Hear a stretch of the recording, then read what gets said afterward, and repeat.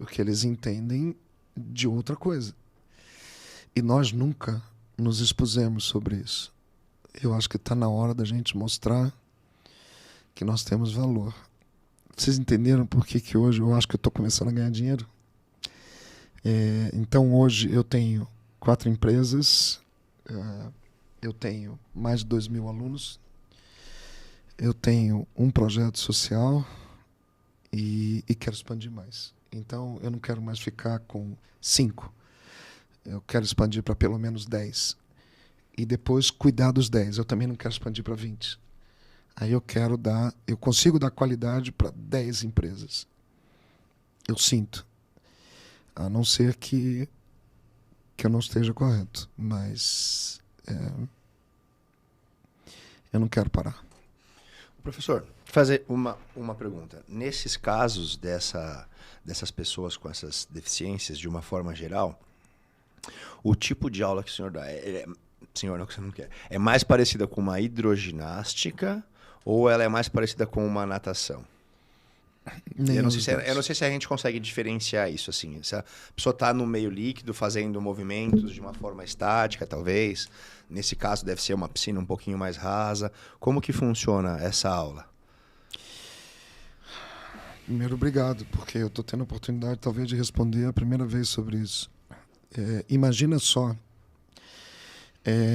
tudo é adaptativo. Porém, existe um padrão inicial para o adaptativo. Tanto que a gente ousou, e ao final de completar 1 ano desse projeto, nós estamos lançando o primeiro manual mundial de deficientes da água. Desde a entrada, a manipulação, os manejos, as estimulações e as avaliações. Então, ele não segue um padrão. Ele segue as individualidades. Sim. Primeiro, em função das deficiências que a gente encontra. Segundo, do que nós vamos fazer. Então, nós temos alguns materiais, alguns mais conhecidos, como boias, flutuadores, aquelas boinhas que normalmente as criancinhas... Lá. Não, tá. As criancinhas, para poder eles se debruçarem, como alguns materiais mais específicos. Sendo que o objetivo inicial é a autonomia. Então, a primeira coisa é, se um ser humano com deficiência for para dentro d'água, ele saiba não morrer afogado. Então, vocês viram que eu já estou voltando ao início do nosso podcast. Quer dizer, então, primeiro ele aprende a não morrer. E depois, aí sim, se ele tiver condições mentais, físicas, porque pode ser que ele não tenha, ele vai para a segunda parte, que são os movimentos básicos da natação rústica.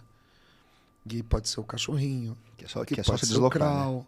Sim, mas tem alguns que já nadam crawl, já nadam costas, que são aqueles que têm, por exemplo, um QI já mais avançado, se por acaso ele só for um deficiente mental, se por acaso ele for um deficiente físico. Então, nós trabalhamos com alguns padrões para que os nossos professores tenham a base inicial da capacitação. Mas algumas situações talvez sejam únicas. E nós vamos ter que nos adaptar e criar um exercício para isso. Sim. O que acaba deixando um pouco mais difícil qualquer tipo de aula em grupo, né, professor? Se for em grupo, tem que ser um grupo bem reduzido, talvez com características um pouco mais próximas, né? E deve ter alguns tipos de alunos que o professor tem que ficar na água, muito provavelmente, tendo o contato, né? Bom, primeiro, eu já fiz 2 com ela. E um agora. Nós trabalhamos com os pais dentro da água. Nós fomos um pouquinho... Olha só a tua surpresa. Que nem quando vai com nenês, assim, né? Você por 2 pai motivos. Porque nós também queremos que ele seja um deficiente, porque ele já o é dentro de casa. Eu escutei disso do meu primeiro deficiente, que quando você tem um deficiente na família, a família toda é deficiente. Eu adorei essa explanação de um deficiente, porque isso é real. Então, quando eu trago o pai dentro d'água, ele vive a situação real do filho. E aí começamos a ver coisas do tipo...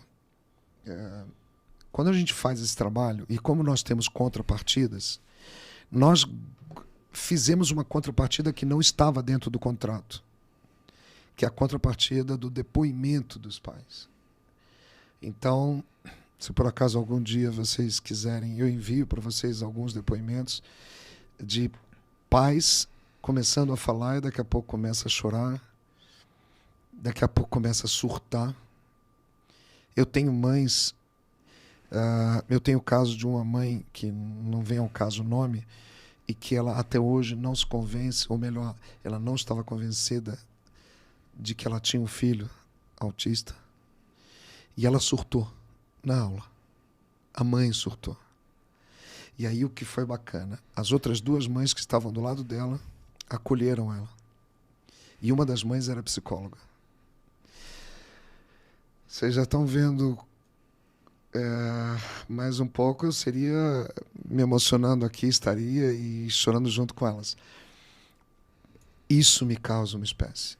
Isso me causa a ideia do valor do trabalho que a gente está realizando. Eu não tinha noção de que era isso. Por isso que a gente resolveu fazer um manual.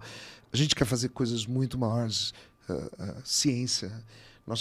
Nós queremos mostrar isso para o mundo. Tanto que esse manual a gente está solicitando, porque se por acaso o patrocinador não quiser, que eu acho que vai querer, nós vamos colocá-lo em 2 línguas mundiais, em inglês e espanhol, e vamos soltar para o mundo. Nós não queremos que isso fique para nós. Nós apenas fomos as pessoas que coletaram as informações, coletamos a parte prática e colocamos isso em questão. Então, o trabalho com os pais...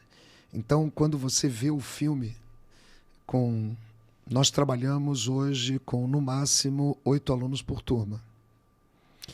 São 8 pais dentro da água, 4, 5, 6 professores dentro da água, porque enquanto os pais, nós orientamos os pais, eles vivenciam e às vezes nós pegamos e estimulamos também, para o pai poder ver e depois replicar no seu filho, tanto dentro como fora da água, porque de repente eles vão para um outro local que tem água de um sítio, e o papai e mamãe já se encontram em condições mínimas de poder estimular seu filho também.